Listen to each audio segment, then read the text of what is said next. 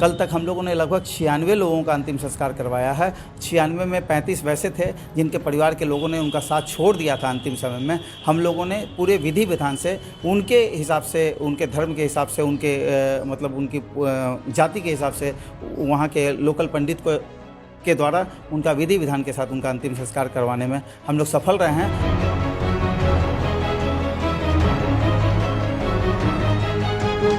और ये देश का अपनी तरह का अनोखा non commercial model blood bank होगा, जिसमें प्रत्येक 15 दिन पे जो ब्लड चढ़ाने वाले रोगी हैं, थैलेसीमिया के रोगी हैं, उन रोगियों के लिए ब्लड बैंक समर्पित होगा।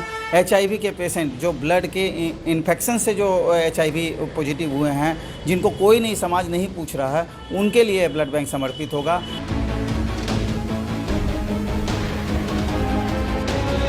रक्तदान महादान, जी हाँ, रक्तदान जो लोग करते हैं वो लोगों की भलाई के लिए करते हैं और अपने स्वास्थ्य को भी ठीक करने के लिए करते हैं।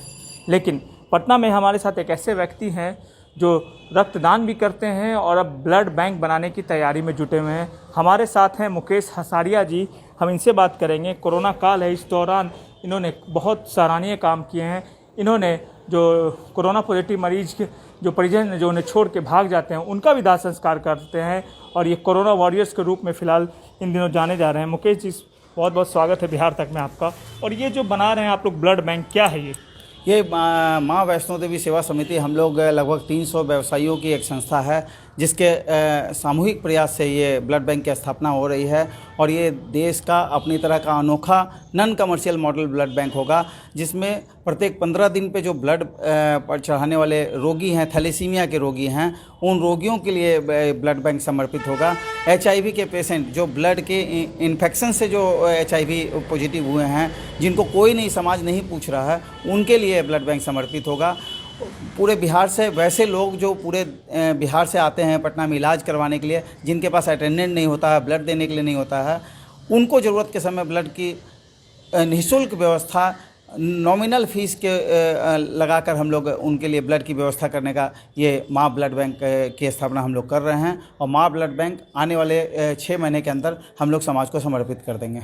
ये जो ब्लड बैंक बनाया जा रहा है, ये किनके सहयोग से बनाया जा रहा है? ये पूरे पटना और पूरे बिहार के और पूरे देश के लोगों का आशीर्वाद है। हर व्यक्ति अपने अपनी तरफ से आर्थिक सहयोग दे रहा है, मतलब अपना श्रम का सहयोग कर रहा है। इसमें हर व्यक्ति अपने अपने तरफ से अपने योगदान दे रहा है, जिसके माध्यम से ये ब्लड बैंक आज की तारीख में खड़ा हो गया। पटना में ये लगभग कितने लागत का होगा ये ब्लड बैंक? ये ब्लड बैंक लगभग 6 करोड़ की लागत से बन रहा है।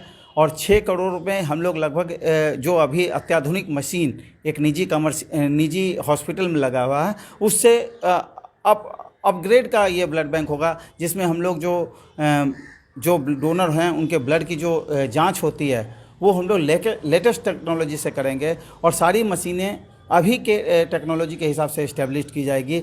और जो स्वस्थ वातावरण में और एक स्वस्थ ब्लड, किसी भी हेल्दी व्यक्ति का ब्लड हेल्दी पेशेंट को, मतलब हेल्दी पेशेंट को बोलना गलत होगा, हम लोग उस पेशेंट तक पहुंचाएंगे जो ब्लड की कमी की वजह से जीवन और मृत्यु की शैया पे बैठा हुआ है। 1-2 वाकया भी मुझे आपका याद आ रहा है। मुख्यमंत्री नीतीश कुमार ने संवाद में आपकी तारीफ भी की थी।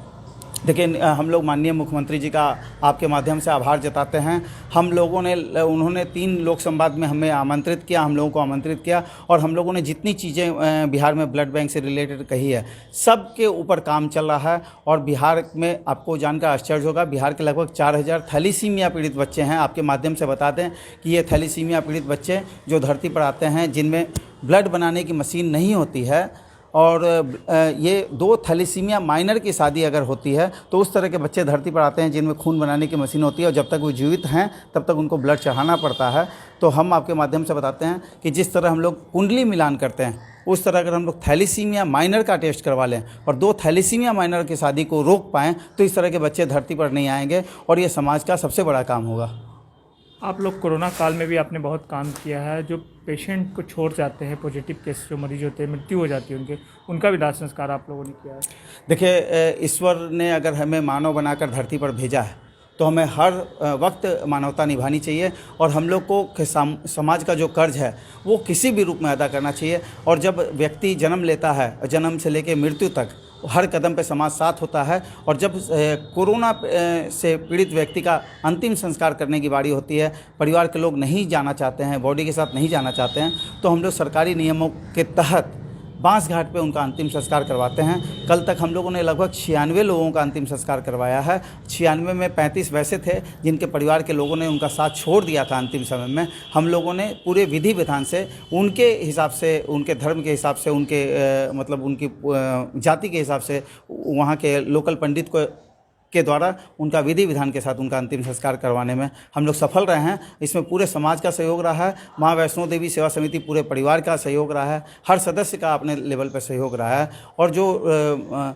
एम्बुलेंस वाले हैं, जो घाट पे डोम हैं, जो घाट पे गाड़ी वाले हैं, जो घाट पे जो पूजा सामग्री बेचते हैं, हर लोग हम लोग के साथ मिलकर इस सेवा में एक हम लोग मिसाल कायम करने में सफल रहे हैं। धन्यवाद। तो ये थे मुकेश हसारिया, जिनका साफ तौर पे कहना था तो हर जो लोग हैं जिन्हें परेशानी है ब्लड से रिलेटेड, चाहे कोरोना काल में उनके परिजन उनको छोड़ के चले जाते हैं, उनकी मदद करते हैं। खासकर एक सबसे अच्छी बात है कि उन लोगों का दाह संस्कार करते हैं, उन मृतक को जिनकी कोरोना से मौत हो जाती है।